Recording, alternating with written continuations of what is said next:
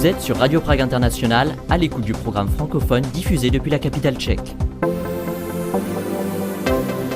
Et vous avez bien raison, Dobrý den, bonjour à toutes et à tous. Au programme aujourd'hui, les Tchèques prêts à inverser le flux de l'oléoduc Družba pour aider leurs voisins slovaques. On parlera également coopération internationale en matière d'éducation et puis de cinéma. Il sera aussi question dans la deuxième partie de cette émission de cinéma d'animation. Mais on fait tout de suite le point sur l'actualité et c'est en compagnie d'Anna Kubishta.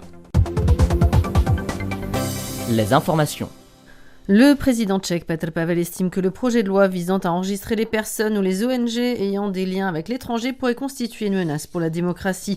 Selon lui, le texte est trop vague et pourrait s'appliquer à un très large éventail d'acteurs avec des critères laissés à l'appréciation des autorités. Très contesté, le projet est accusé par ses détracteurs de s'inspirer de la législation russe sur les agents étrangers. Cette proposition de loi a été préparée par des personnalités considérées comme proches de la sphère pro-russe et de désinformation, comme c'est le cas de la conseillère pour la liberté d'expression du Premier ministre Andrej Babiš.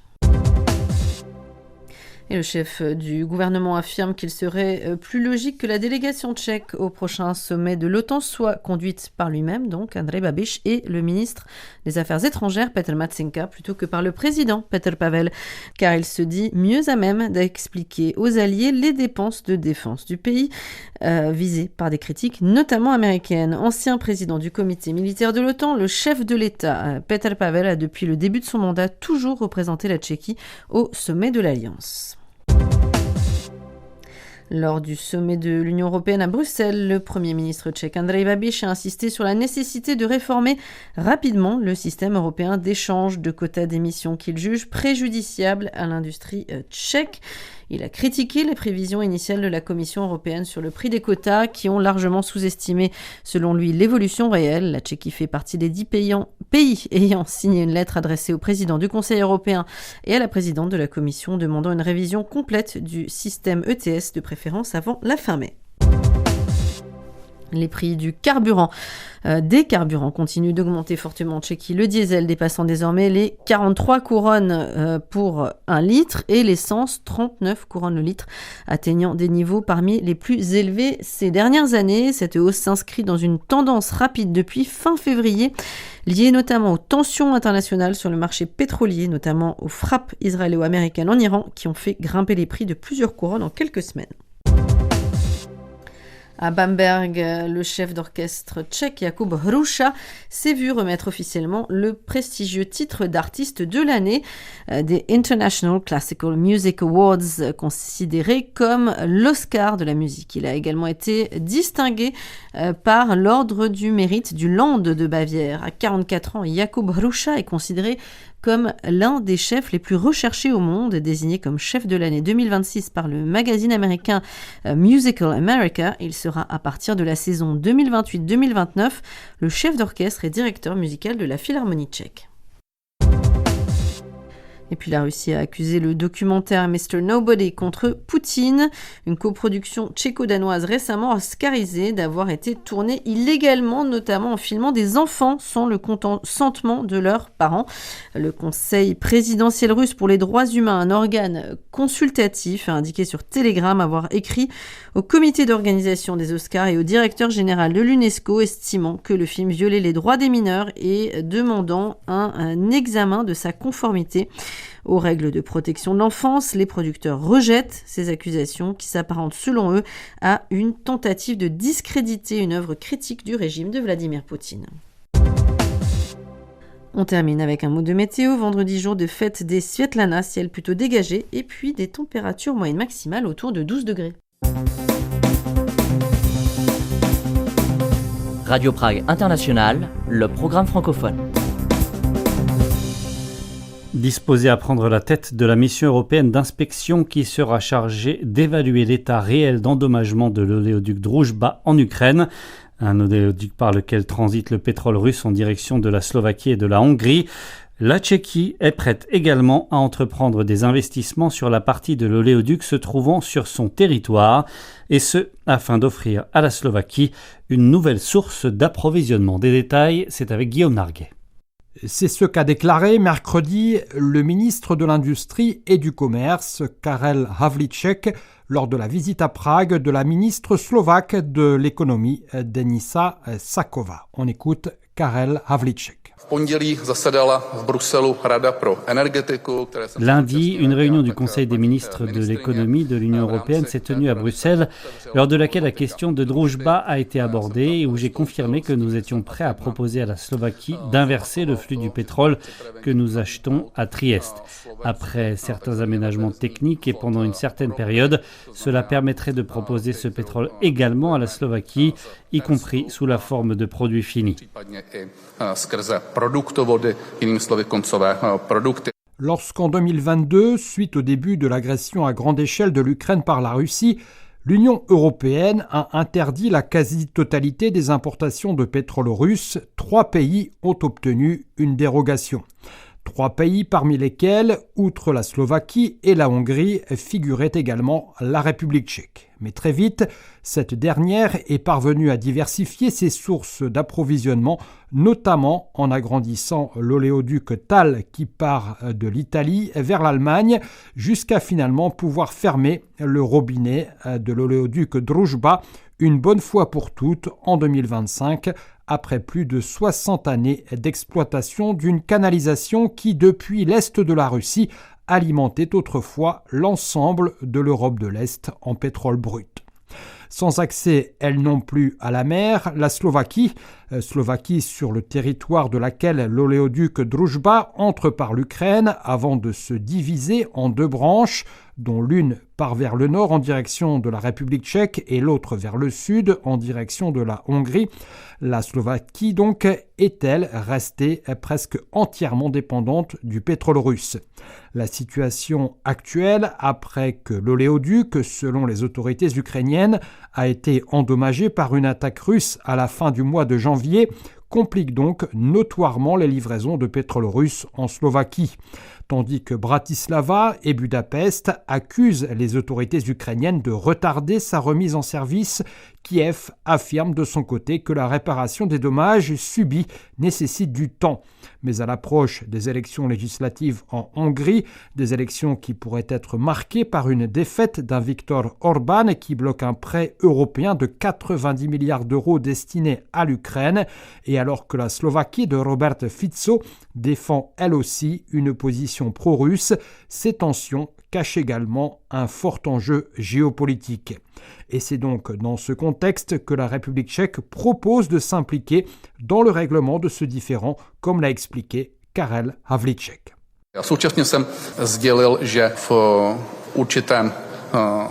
Concernant les négociations entre la Slovaquie, la Hongrie et l'Ukraine, qui sont marquées par des interprétations différentes quant à l'évaluation de l'endommagement réel de l'oléoduc Družba et par conséquent par l'interruption des livraisons de pétrole vers ces 2 pays, nous nous tenons prêts, en coordination avec l'Union européenne, à faire partie de l'équipe d'experts proposée par l'Union pour évaluer la situation sur place. Nous avons fait savoir également que nous disposons de suffisamment d'experts et d'un certain savoir-faire pour éventuellement diriger cette équipe, non seulement parce que nous avons nous aussi utilisé l'oléoduc Družba, mais aussi parce que nous avons des sociétés telles que Mero qui permet le transport du pétrole brut d'Allemagne vers les raffineries tchèques, et Chepro. Nous serions donc en mesure de dépolitiser le problème actuel en l'envisageant de manière plus objective et technique, et donc de faire partie de cette équipe européenne d'inspection qui se rendra en Ukraine. Plus proche de Prague et de Bratislava, la volonté du nouveau gouvernement d'Andrej Babiš de relancer les relations avec le cabinet de Robert Fico explique aussi pourquoi la République tchèque a proposé à la Slovaquie d'effectuer les travaux nécessaires afin de pouvoir faire circuler le pétrole en provenance d'Italie également dans sa direction. En présence de représentants des différentes entreprises, tant tchèques que slovaques, qui seraient directement concernés, le ministre de l'Industrie a même déjà donné un contour chiffré très concret au projet envisagé.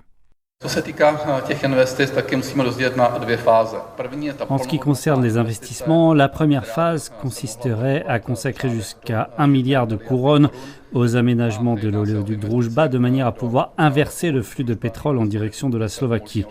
Selon nos estimations, d'ici 2 à 3 ans, cela pourrait représenter 2 à 3 millions de tonnes de pétrole vers la Slovaquie. miliony tun ropy na Slovensko.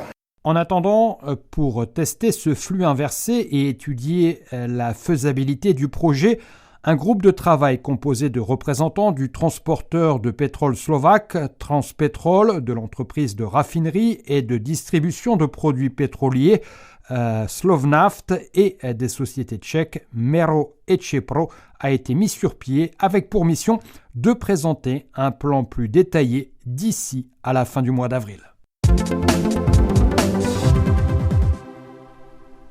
Suite de notre programme francophone sur Radio Prague International, à l'occasion de la remise des prix de l'Agence tchèque pour la coopération internationale en matière d'éducation, ou Dům zahraniční spolupráce, DZS en tchèque, une soirée de remise des prix qui s'est tenue mercredi soir à Prague et plusieurs institutions et ONG ont été distinguées pour leur contribution au développement de la coopération éducative internationale en Tchéquie. Devant plusieurs centaines d'invités, 6 projets ont été récompensés dans différentes catégories liées aux priorités européennes. À la tête de cette institution clé pour les programmes comme Erasmus+, son directeur Michal Úl revient sur les projets marquants et sur l'appétence des Tchèques pour les expériences à l'étranger.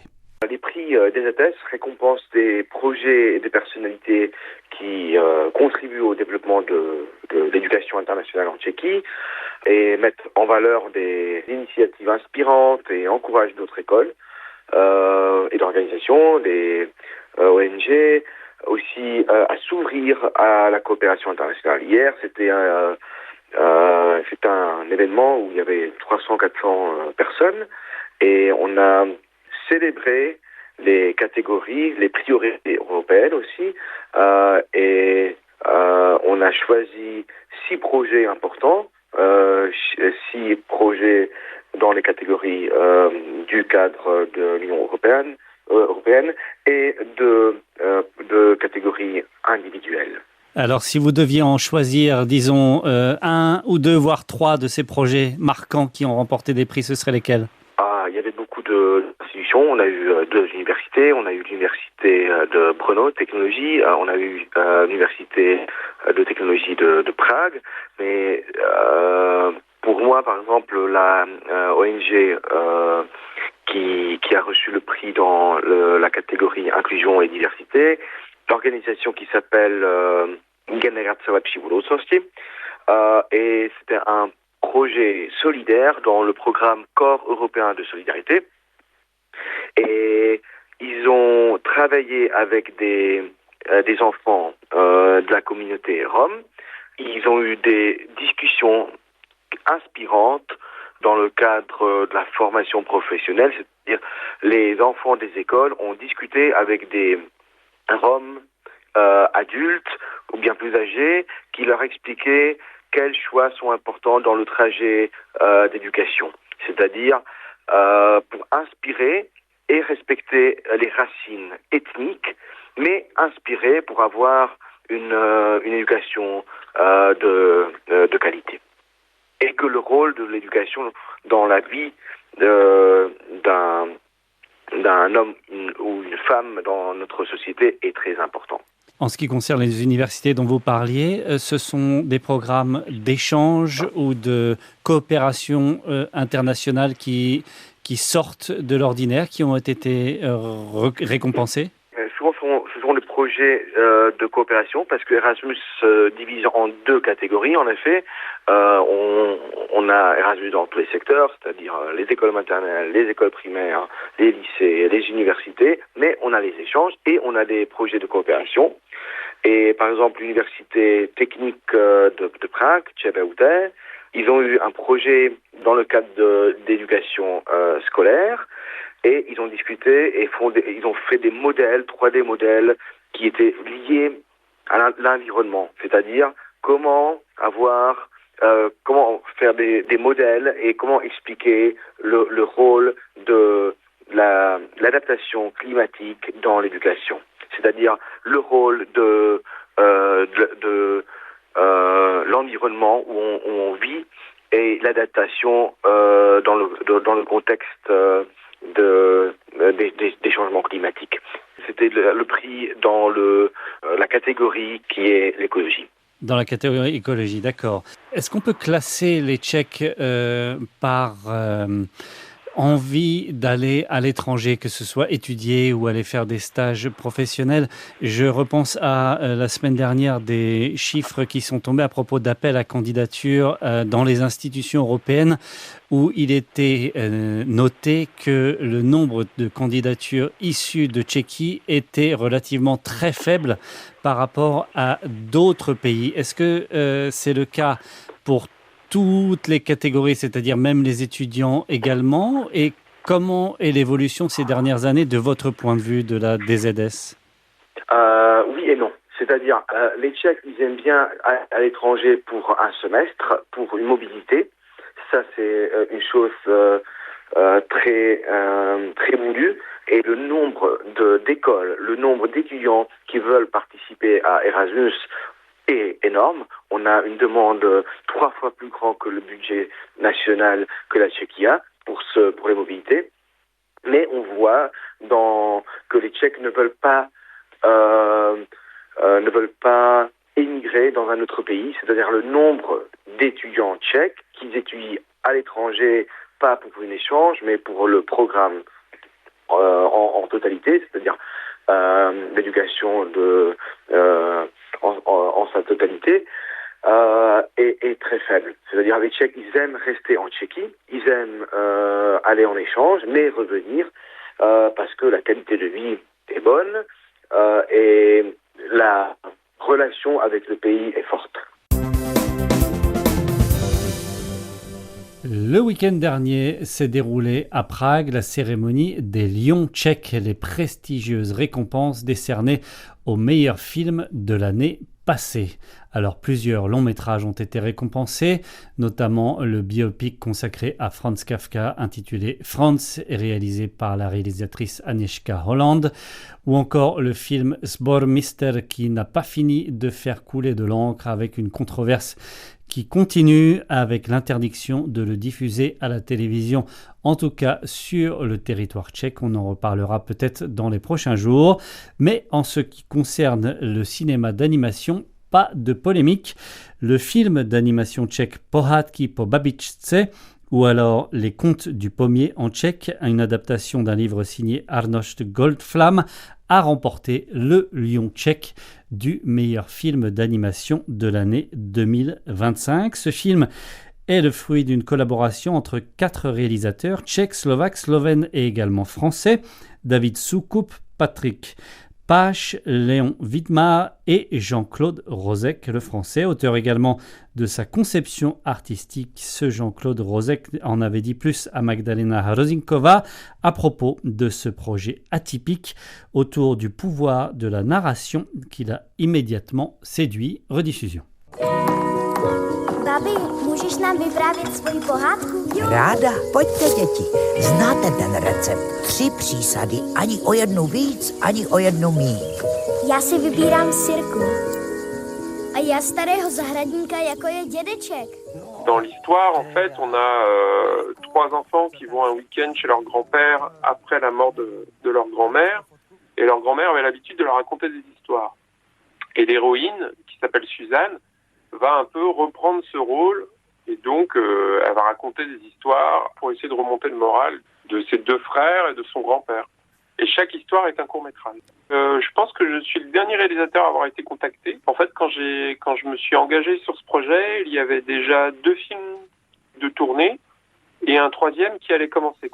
Donc il y avait déjà le film tchèque, le film slovène et le film slovaque qui étaient soit tournés, soit en cours de tournage, soit sur le point de commencer.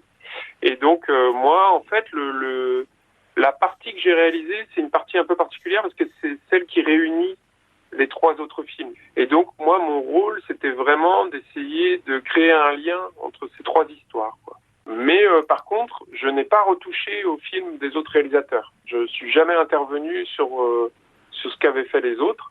C'est plutôt moi, ma propre partie que j'ai essayé d'adapter. Chaque histoire va un peu explorer la personnalité des personnages.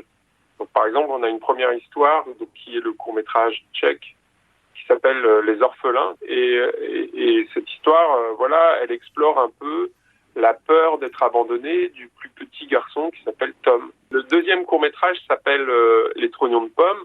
Et dans ce court-métrage qui confronte un petit garçon à une espèce de bête mystérieuse, un monstre, si vous voulez, dans la forêt, on explore un peu les peurs d'un des personnages qui s'appelle Derek. Et vous voyez, à chaque fois, chaque histoire est un miroir d'un des personnages. Le film est inspiré du livre d'Arnost Goldflam, écrivain, acteur, dramaturge, scénariste, et dans son livre qui s'appelle en tchèque, je traduis le titre tchèque, sur les choses et les gens inutiles. Et il y a en fait plein d'objets qui sont effectivement inutiles et qui deviennent magiques et justement porteurs de joie et d'espoir dans la vie. On le retrouve ça dans le film aussi? Oui, alors ça se retrouve surtout dans les... En fait, comme les 3 courts-métrages sont directement adaptés de l'œuvre de Arnost Goldflam, là, clairement, c'est thématique et son ton. Moi, dans mon segment, c'est un tout petit peu différent. La fin du film nous montre comment les personnages peuvent accepter le deuil et mieux vivre le deuil en se plongeant dans le souvenir de leur grand-mère. Et ça passe à travers une lanterne magique, des photos. Donc on a aussi ce jeu sur les objets. Donc oui, effectivement, c'est une thématique qui venait directement du livre et qui se retrouvait déjà à la base dans chacun des courts-métrages. Donc moi, quand je suis arrivé, même si mon histoire n'est pas tirée du livre, mais malgré tout, j'ai prolongé ces thématiques, moi, dans mon propre film. Le film aborde justement le sujet de la mort, du deuil, de la tristesse. C'est assez inhabituel pour un film d'animation pour enfants. En fait, ouais, moi, c'est ce qui m'avait séduit au début quand je suis arrivé sur le projet. C'était que c'était un projet très étrange. Oui, déjà, de par le fait qu'il y ait ces différentes histoires qui, en apparence, n'ont pas vraiment de rapport entre elles. Le fait aussi qu'on soit clairement on a utilisé la technique de la stop motion, c'est-à-dire qu'on anime des poupées, des marionnettes, image par image. Donc ça, c'est une technique qui est très intéressante parce qu'elle est très artisanale. C'est pas de l'animation par ordinateur, c'est pas aussi fluide, ça demande beaucoup de temps, beaucoup de patience. Donc déjà, de toute façon, à la base, le projet était très atypique. Il ressemble pas au long métrage qu'on voit habituellement. Et puis après, il y a effectivement ces thématiques qui nous touchent tous. Enfin, je veux dire, qui que l'on soit, on est confronté au deuil, à la mort, au souvenir, à la tristesse. Donc c'était intéressant d'essayer de traiter ces sujets-là, mais en les traitant de manière un tout petit peu, un peu surréaliste. Vous voyez, ça c'est très très fort dans l'univers de Goldflam, c'est-à-dire on est vraiment dans un ton qui est très particulier, qui est très personnel et qui est assez déroutant. Et voilà, et surtout malgré ces sujets sombres et peut-être un peu déprimants au prime abord, malgré tout le film est très positif, puisque les personnages finalement trouvent un moyen de rester connectés avec leur grand-mère tout au long de l'histoire. Donc c'est aussi, le film, il parle aussi de ça, il parle effectivement de la mort, mais il parle aussi d'une forme de connexion ou de lien qu'on peut maintenir au-delà du décès de quelqu'un. Est-ce que ce film a quelque chose en commun avec vos précédents films, à vous? Non, pas vraiment, parce que déjà, ce film, je l'ai pas écrit. Donc ça, c'était une première pour moi, c'était de travailler à partir d'un scénario qui a été développé. En fait, moi, on m'a donné le scénario et on m'a dit, voilà, est-ce que ça t'intéresse de faire le film? Et après, moi, j'étais dans des considérations très simples, c'est-à-dire comment tenir les délais, comment faire un film qui soit cohérent dans la durée et dans les thématiques avec le reste. Mais je dirais pas que ça ressemble forcément à mes précédents courts-métrages, qui pour le coup étaient des courts-métrages très personnels. c'était vraiment des courts-métrages que j'ai écrits et développés moi-même. Là, c'était la première fois qu'on m'amenait un scénario, que je devais travailler avec une musicienne slovaque, une monteuse tchèque, un étalonneur slovène. Enfin, vous voyez, tout était un peu dispersé. C'était très intéressant de travailler sur de la stop motion, qui n'est pas une technique que j'utilise toujours, en tout cas pas dans mes propres films. Vous allez au Festival de Berlin pour la première ? Oui, je m'y rends et je vais pouvoir revoir les producteurs et les réalisateurs que j'avais brièvement rencontrés, soit par visioconférence, soit quand je me suis rendu en Slovénie. Et donc voilà, ça va être l'occasion aussi de découvrir le film.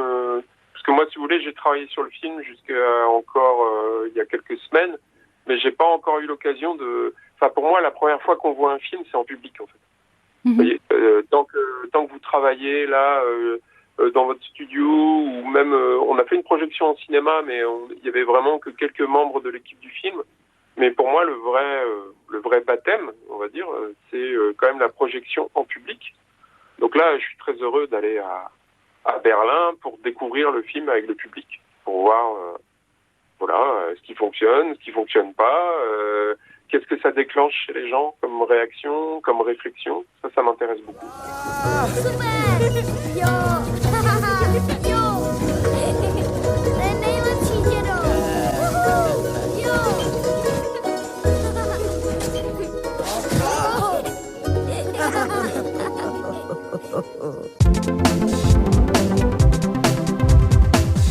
Je rappelle le titre de ce film d'animation, une coproduction entre plusieurs pays dont la Tchéquie et la France. Eh bien, il s'appelle en français Les Contes du Pommier, en tchèque Pohádky po babičce, et c'est donc le film qui a remporté le Lion tchèque le week-end dernier du meilleur film animé de l'année 2025. Voilà pour l'essentiel de notre programme aujourd'hui.